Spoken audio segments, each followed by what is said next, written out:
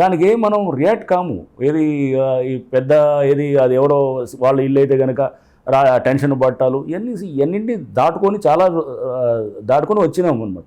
అంటే లైఫ్లో చాలా చూసి వచ్చాం కాబట్టి అందుకోసం ఒక mind set proper mind set ఉంది కాబట్టి గవర్నమెంట్ నన్ను ఎంచుకున్నారు. ఈ ప్రాపర్ మైండ్ సెట్ ఉంది, దీనికి కావాల్సినటువంటి కావాల్సినటువంటి కెపాసిటీ ఉందనుకుని వారు నన్ను ఎంచుకున్నారు. సో హ్యాండ్ పిక్ చేసి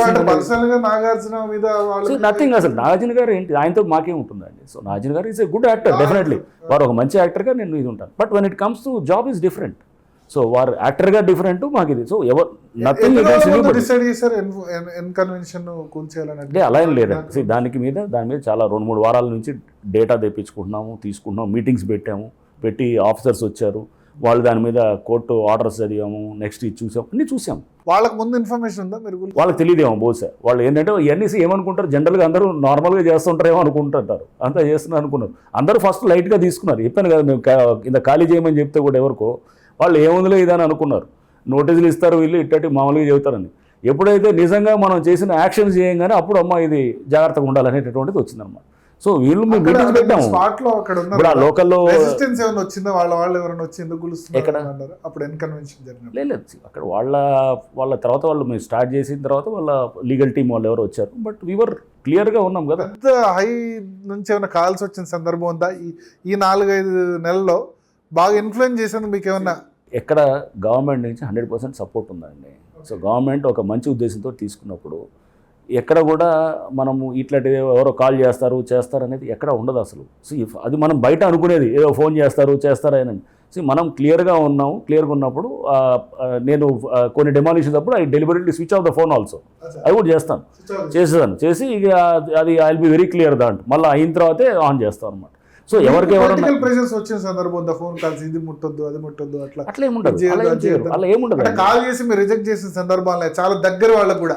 నేను స్విచ్ ఆఫ్ చేసి కూడా ఎందుకు చేస్తాను తెలుసు, మీడియా వాళ్ళు ఫోన్లు చేస్తుంటారు, లేకపోతే ఇంకెవరో ఫ్రెండ్స్ ఫోన్ చేస్తారు, లేదా ఇంకెవరో చేసి ఎవరో తెలిసిన వాళ్ళు ఇది అంటే వర్క్ మీద నేను కాన్సన్ట్రేట్ చేస్తున్నప్పుడు నాకు ఇవన్నీ డిస్ట్రాక్ట్ అవుతాయి అనమాట.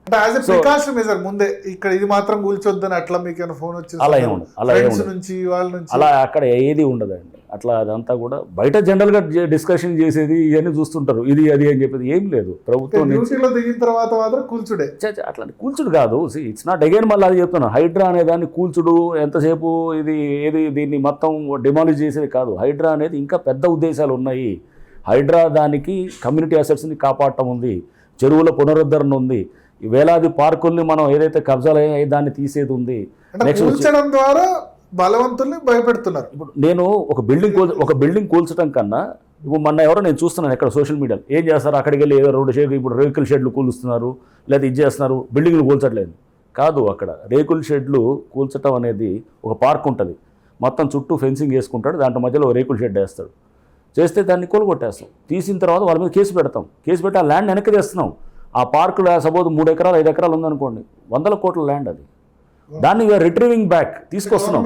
అంటే ఆడ కూలగొట్టింది పెద్ద బిల్డింగ్ అయితేనే ఇదేనేది కాదు, ఆడ రేకులు ఉన్నా కానీ లేకపోతే అక్కడ షెడ్ ఉన్నా కానీ దాన్ని వెనక్కి తీసుకొస్తుంటే కనుక దానికి మనకి ఇప్పుడు ఎన్ని ఎకరాలు?